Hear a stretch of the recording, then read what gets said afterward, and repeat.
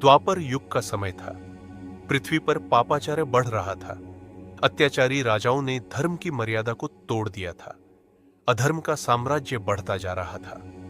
पृथ्वी माता गौ रूप धारण कर ब्रह्मा जी के पास गई और करुण स्वर में बोली, हे पितामह, मैं पाप के बोझ से दबी जा रही हूं। असुरों और अत्याचारियों ने मेरा संतुलन बिगाड़ दिया है, मुझे बचाइए। ब्रह्मा जी चिंतित हुए।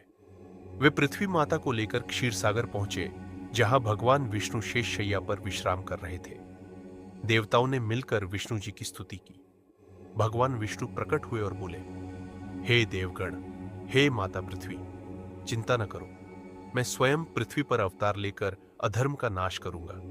मैं यदुवंश में देवकी और वासुदेव के पुत्र रूप में जन्म लूंगा। देवता भी पृथ्वी पर मेरे कार्य में सहयोग हेतु जन्म लेंगे।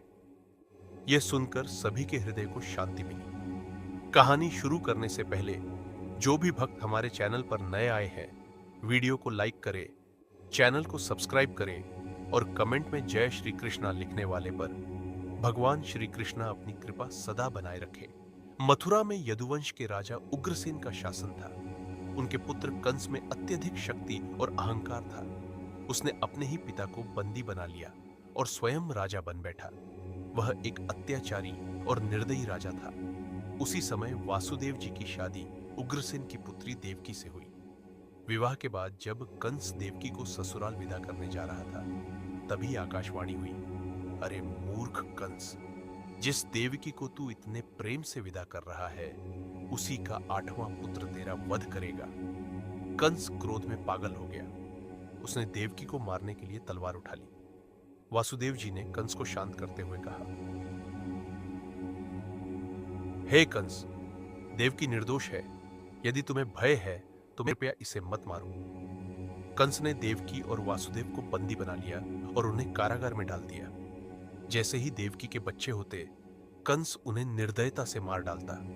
देवकी और वासुदेव का हृदय हर बार टूट जाता। 6 बच्चों की हत्या हो चुकी थी। देवकी करुण स्वर में बोली, हे प्रभु, कब आएंगे आप? कब इस अंधकार का अंत होगा? फिर रात के समय कारागार में जबरदस्त तूफान आया। देवकी के गर्भ से ही प्रकाश प्रकट हुआ। समय पर भगवान विष्णु ने श्री कृष्ण रूप में जन्म लिया। वे 4 भुजाओं वाले शंख चक्र गदा पद्म धारण किए हुए मुकुटमणि से शोभित थे। देवकी और वासुदेव हाथ जोड़कर बोले, हे प्रभु, आप हमारे पुत्र रूप में आए हैं, कृपया अपनी दिव्य छवि को छुपाइए। भगवान मुस्कुराए और बालक रूप में आ गए। भगवान की माया से कारागार के पहरेदार गहरी नींद में सो गए।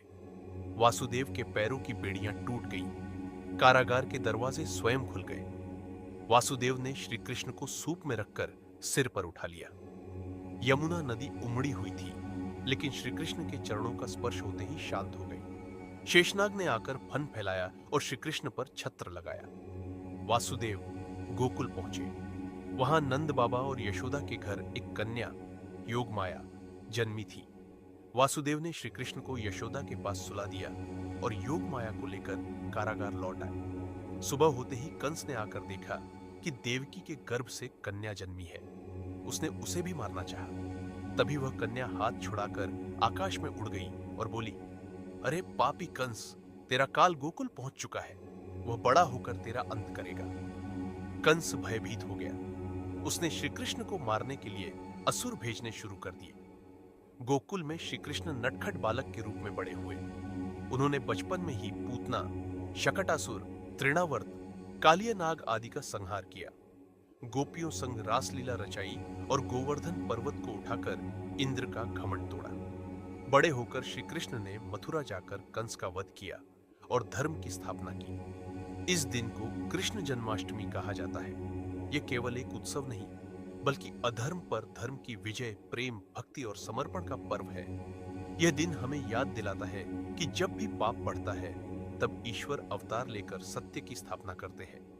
जन्माष्टमी सिर्फ एक तिथि नहीं, बल्कि हर हृदय में कृष्ण जन्म का निमंत्रण है। जब हम अपने अंदर के कंस, अहंकार, लोभ, पाप का नाश करते हैं, तभी हमारे भीतर श्री कृष्ण जन्म लेते हैं।